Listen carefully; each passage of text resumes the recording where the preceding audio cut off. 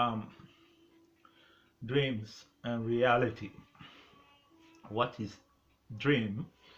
What is reality? And what is the connection between dreams to Krishna consciousness?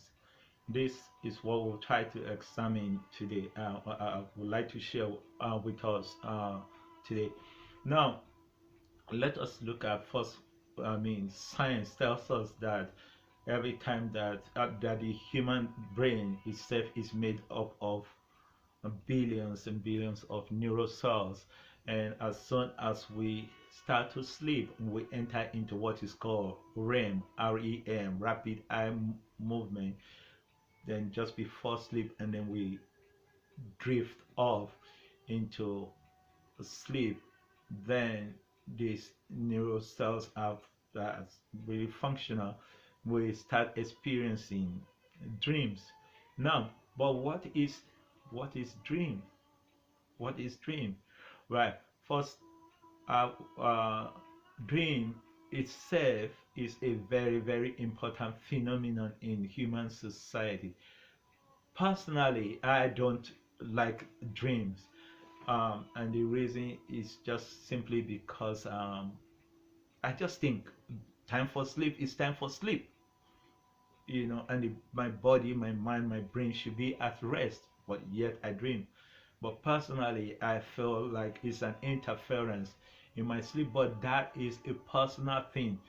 But I also know for a fact that there are a lot of people who are lucid dreamers, and there are a lot of historical, life-changing things that's happened to people, or even collectively, or even things that has clearly and drastically revolutionized the human society, and really changed the way we think, the way we interact, the way we act, and the way we function in a very, very major progressive way, that had been attributed to someone's dreams.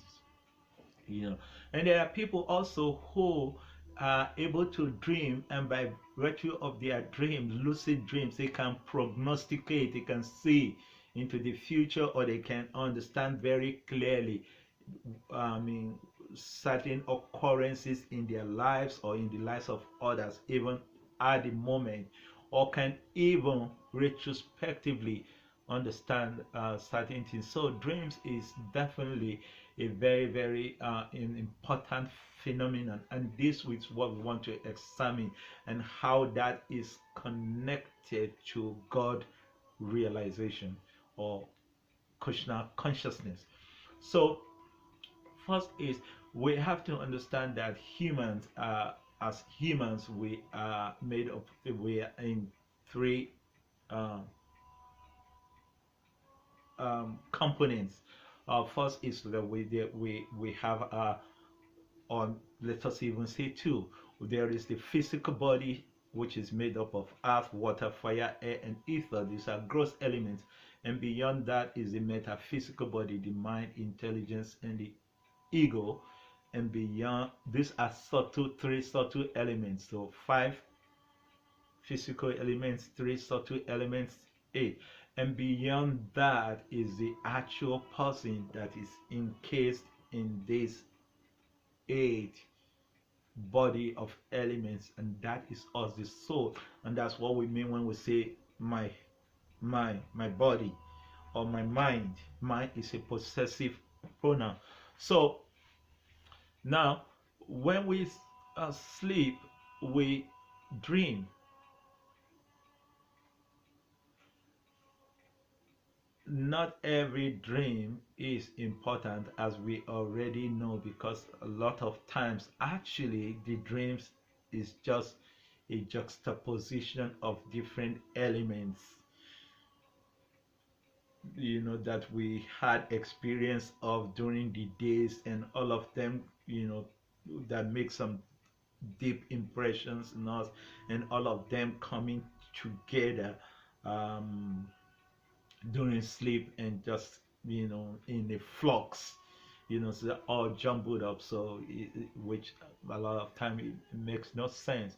But then there is a lucid dream, which could be a journey back in time into the past, or a prognostication, a vision of the future, or even an introspection, understanding of the present moment. Now, I'll quickly explain that. Well, retrospect,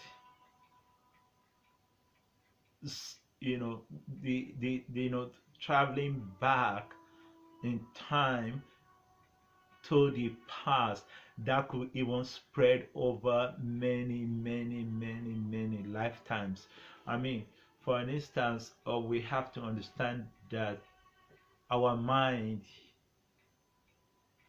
and our intelligence and the ego, which are subtle elements, but not in particularly our mind, usually survives death experience.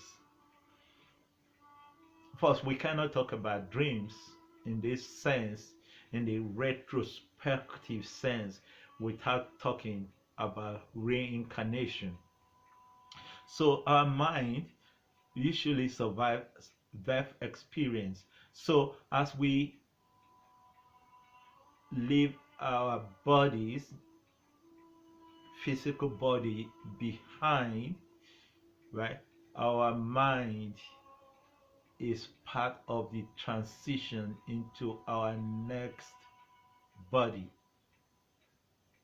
So in our present body that we're occupying, in the mind that we possess, actually has a recording of so many lifetimes and experiences and impressions that we've had in those lifetimes. And usually, so to say that even modern science, the contemporary emerging sciences, is beginning to tell us that actually we are largely a product of our subconscious. The way we think, the way we act, the way we interact, the way we react, the way we, literally everything that we do throughout the day, even a lot of times the kind of ideology that we hold, or our life philosophy, can be traced back into our subconscious. So to say to someone you are your subconscious is not an understatement.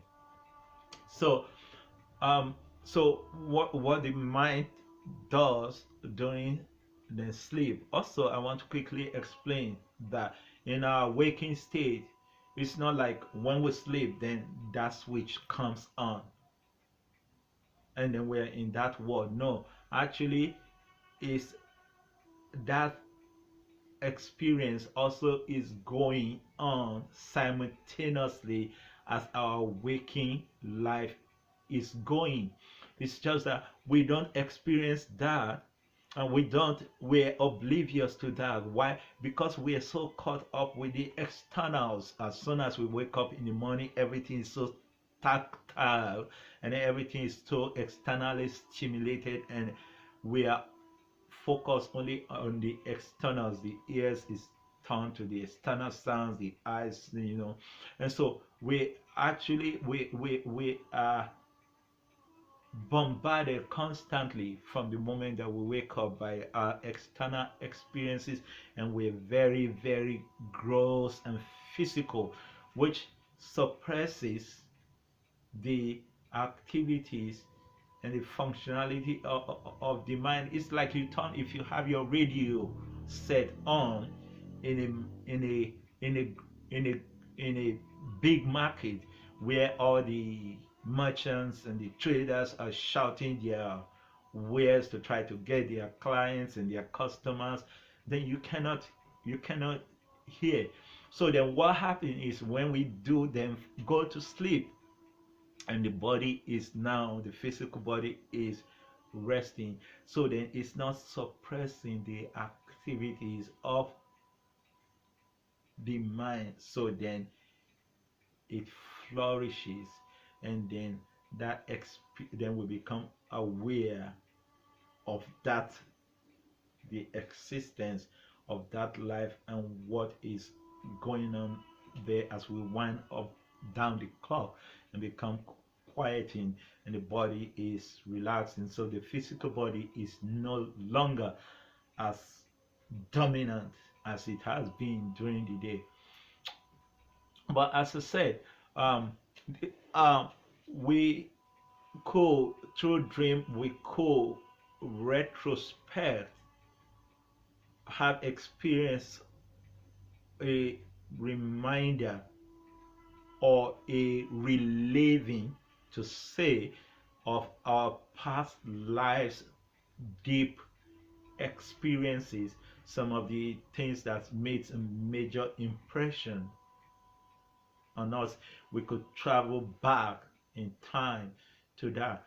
Or we, some people are able to understand and able to get some insight, introspect into their present situation, what is really happening with and around them at that time, which consequently helps them to navigate their social economic life better. There are even a lot of people who have reported to receiving healing or ability to heal others, which was discovered in their dream state. And there are also people who are able to see, prognosticate, see into the future, through dreams. What to speak of a lot of historical scientific discoveries that's been a product of dreams. So dreams undoubtedly is a major phenomenon. But how is this connected to Krishna consciousness? Now, for me, what quickly comes to mind is that saying, it actually is a Buddhist saying about the finger pointing to the moon. So the Buddhists have a saying like that, by the finger pointing to the moon, that if you focus and put your attention on the finger, then you miss the glory and the majesty and the elegance and the radiance and the brilliance and the luminous power of the radiant power, pardon me, of the moon, which actually is what the subject is. The finger is just a pointer to the dreams. So this is how this is connected to, and so how is this connected to Krishna consciousness? Now, dreams, in as much as it has all these values and its ability to, as I said earlier, retrospect, right, travel back in time and experience some of the past occurrences, because as I said earlier, our mind survives our last death experience. It's like the this what also is referred to as Akashic records. So our mind survives our last death experience. It's the same mind that we've had many lifetimes that we're having now, and all of those experiences, which of course, shows how some people. So when we even say somebody is a genius, no, it's not really like anything special. Take for an instance, Mozart went on his first European tour when he was 11. The first time he saw piano, he was 7 and he could play. So the story goes, he could play very expertly. So where did that come from? Where did that come from? Why is everyone not able to play like that? So we say, oh, child prodigy. But what we say child prodigy is a child, an individual who is able to recollect their past, previous lives experience and bring that expertise forth at an earlier age. Some people realize that later. Some people are late bloomers. So this is what we call child prodigy. So um, back to what we were talking about. So the mind survives the death experience, so it could retrospect, go back in time and understand and relive that, and also could introspect, fit the present, and understand science. So this is the power of dream. But as I said, it's just a pointer, and this is where Krsna consciousness comes in. The dream is a pointer to a reality. And what is that reality? So Srimad Bhagavatam says, Om Namo, the first verse of Srimad Bhagavatam actually, Om Namo Bhagavate Vasudevaya Jamadhyasya Yata Nyaya Itara Taschateshu Abhigyan Swarat Tene Brahma Ridaya Adikavaya Muyantiya Suraya Tejo Varimridam Yatra Vinimago Yatra Vinimayo Damnaswena Sada Kuhakam Damnaswena Sadanera Stakuhakam Satyam Param Dimahi. Dimahi means to meditate. Om Namo Bhagavate Vasudevaya. The original being here is addressed as Vasudevaya. Vasu, I mean, like the English word vas, that contains everything. Everything is in him. So dream actually is a journey, is an attempt by the soul to connect, to understand the supreme being, but consequently is constantly getting distracted by the ephemerals, by the activities and the importance and the significance of the ephemeral world, and is so caught up in that. We do know that people who are dreamers, they pride themselves in that. I mean, it's for them, it puts them really some cuts above others. It's something they relish, it's something they enjoy, and for some people it's even a career. They are consulted, they are paid large sums of money in that, but actually it is a distraction, is a yeah, it has some utility, no doubt about it, but it is not being used for the ultimate utility. Dreams is a pointer to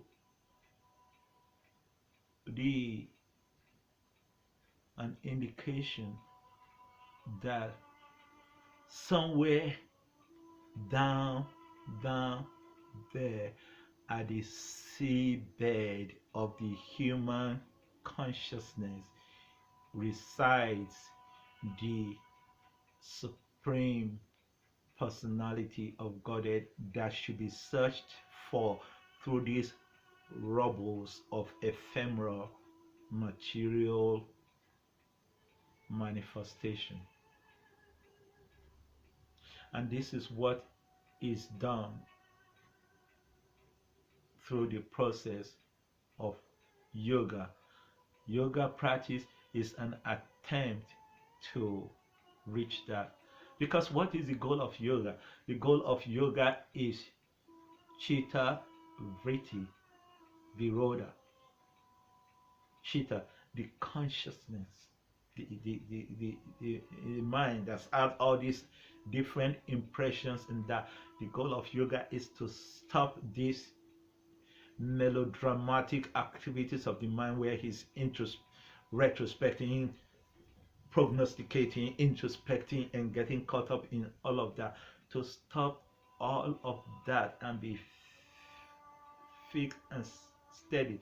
Like they say, you can't see your reflection in a boiling water.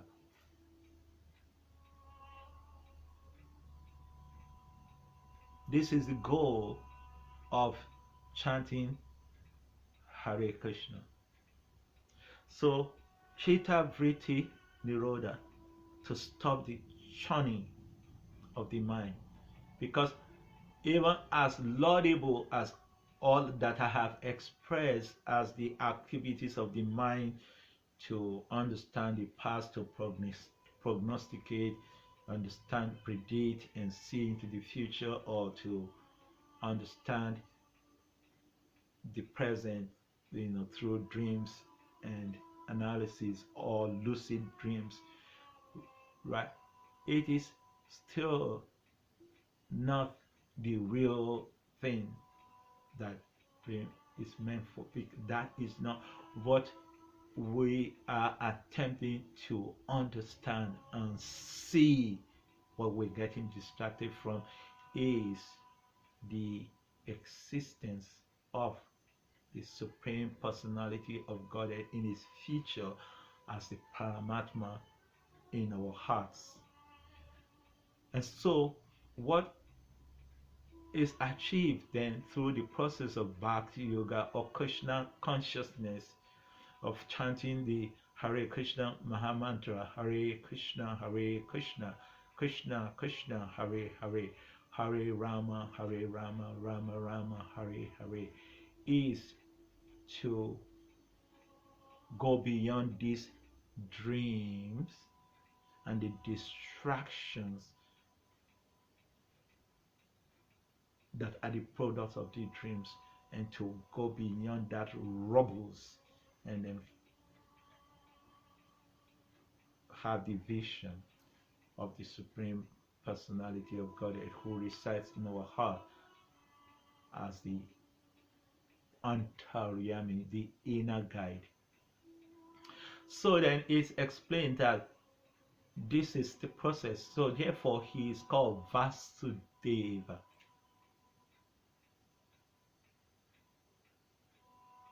So Vasudeva is a state of consciousness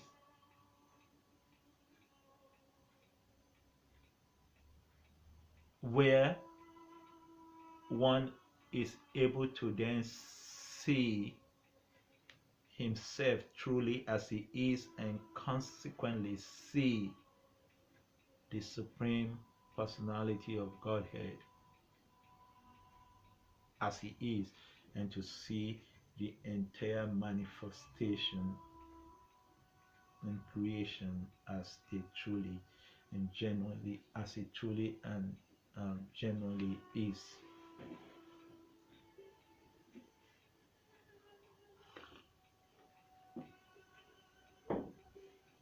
So we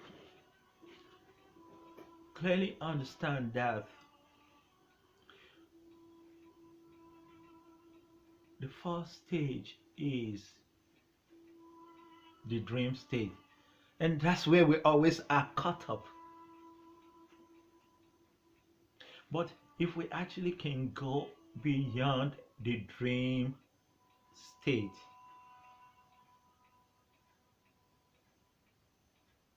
then we'll experience what is called deep sleep. Because the dream state is a product of the modes of material nature, ignorance, passion, and goodness.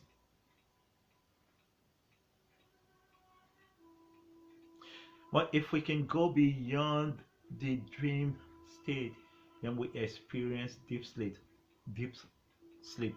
Occasionally, we do have that experience. Deep sleep is what you experience when you sleep for like 5 hours, and then you wake up, no dream, nothing. You wake up and you felt like, oh, you've slept only for 5 minutes, but you feel so invigorated, you feel so refreshed, you feel so happy, you feel so sanguine.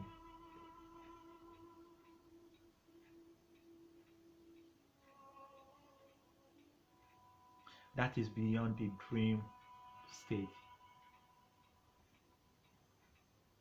Then further than the dream state, because what happened in this deep sleep state is that you're not dreaming.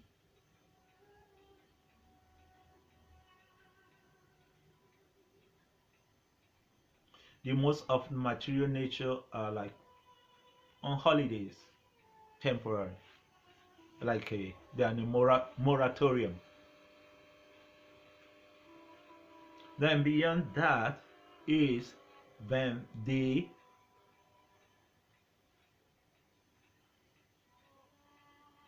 beyond deep sleep state is what is called sushupti. So super deep,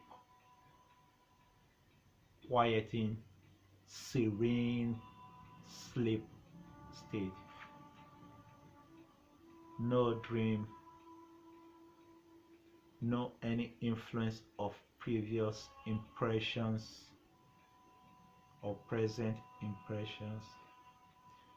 The modes of material nature are not active.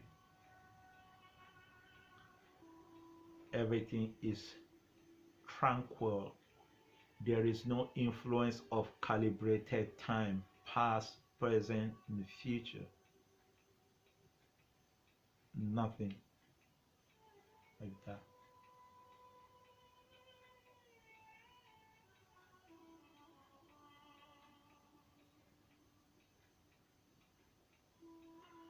This is called supti. No dream.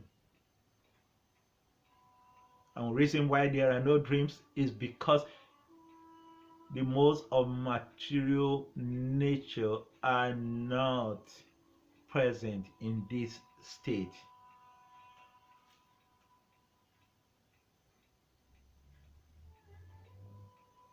This we get to by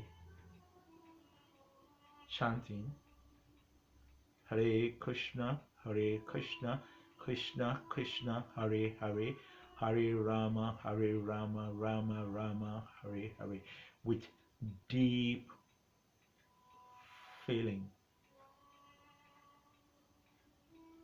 while maintaining the culture of ahimsa, non-violence, of thought, of action, of words. But with deep feeling, chanting Hare Krishna, Hare Krishna, Krishna Krishna, Hare Hare, Hare Rama, Hare Rama, Rama Rama, Hare Hare.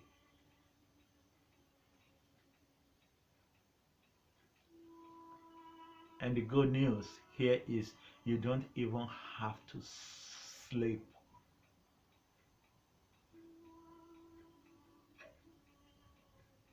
What to speak of dream. This is beyond that.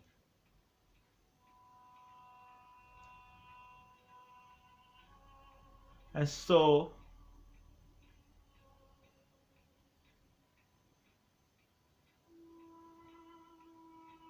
this is beyond that is then what is called samadhi. That is the goal of yoga. Chitta vritti nirodha. Okay, and we can be humorous about it. The mind stops roaming. Nirodha. The mind stops roaming. But seriously, it simply means the churning of the mind stops. Chitta vritti. Vritti means activities. Chitta, the consciousness, the activities of the churning of the consciousness is abates. And this is beyond that then is samadhi. Samadhi, di means to be fixed. Sama, like is the same English word, same. It means at this point you are the same with your object of meditation. The meditator, the object of meditation, and the process of meditation become one, same, of similar nature. Of course, not like something that is being acquired, because that is what you have always been. Tatvam Asi. It's just that we have forgotten. It is not just being unveiled.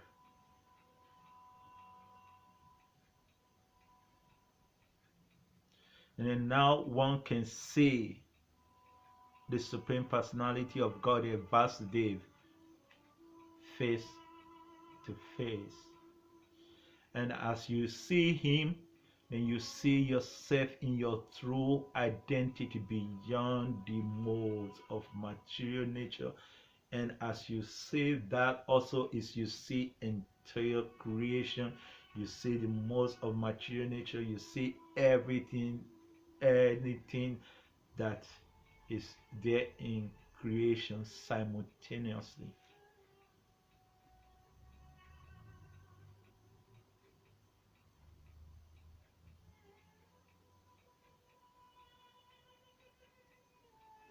This is the journey that we attempt to take every time that we sleep, that our physical body is resting, and so it's not able to suppress and overwhelm our metaphysical body, our mind. This is the journey we are trying to take, my grandfather clock.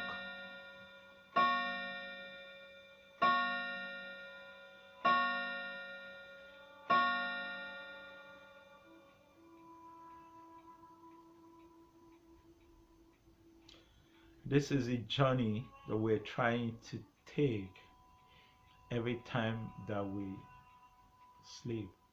But then we always get caught up with the ephemerals and the fancy and the glamour of the phenomenal world. So much that we get so caught up in it, we actually start relishing it. I mean, a lot of us, there are a lot, not a lot of us, there are a lot of people who have made careers out of dreams, dreamers, and there are people who actually feel highly placed and caught above the rest of us because they have ability to dream. They can understand the past, they can understand the future, they can analyze the present, through dreams.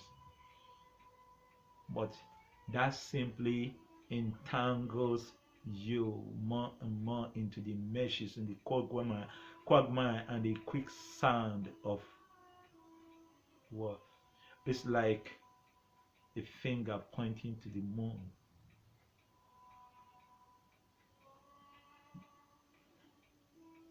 We should not get caught up in the fingers. We should look at what the moon is pointing to. So dream is pointing only to the existence of Antaryami, the guide in the heart, Vasudev. And that journey we take through the process of chanting Hare Krishna, Krishna Krishna, Hare Hare, Hare Rama, Rama Rama, Hare Hare, in deep meditation.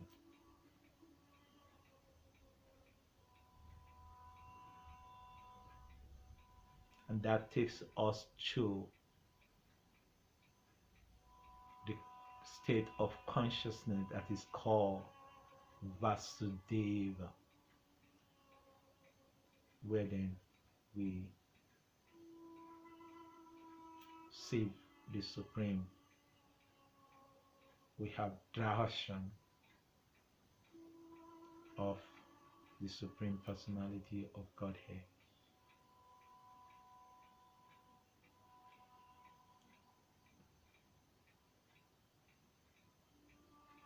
And once we experience that, nothing in this world attracts us anymore.